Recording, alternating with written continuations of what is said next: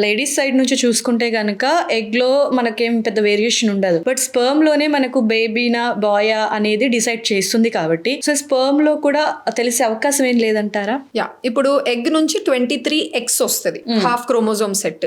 So eggs అన్నిట్లో 23 ఎగ్సే ఉంటుంది. Sperms లో 23 ఎగ్స్ ఉండొచ్చు, 23 వై ఉండొచ్చు.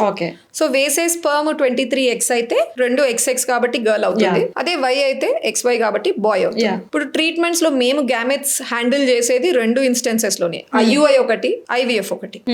IUI ట్రీట్మెంట్ లో ఏం చేస్తామంటే స్కాన్ లో ఎగ్ రిలీజ్ అయింది అని తెలిసిన వెంటనే హస్బెండ్ సెంటర్ లో ప్రొవైడ్ చేస్తారు శాంపిల్. ఆ శాంపిల్ ని మనం ప్రాసెస్ చేసి మంచిగా కదలిక ఉండే కణాలని మనం కాన్సన్ట్రేట్ చేసి ఆ ఫ్రాక్షన్ ని ఆమె గర్భసంచిలో వేస్తున్నాం. సో వేసేటప్పుడు మేము మైక్రోస్కోప్ లో చూసేటప్పుడు కొంతమంది అడుగుతారు ఈ డౌట్స్. ఏమని అడుగుతారంటే ఫాస్ట్ గా కదులుతుందంటే స్పర్మ్ అది వై ఏమో, స్లోగా కదులుతుంటే ఎగ్స్ ఏమో.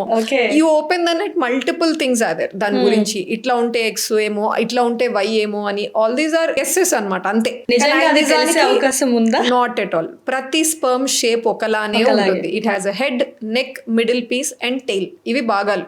ప్రతి స్పర్మ్ మైక్రోస్కోప్ కింద అంతే కనబడుతుంది. మనకి జెనెటిక్ మెటీరియల్ మాత్రం కష్టం కనుక్కోవటం.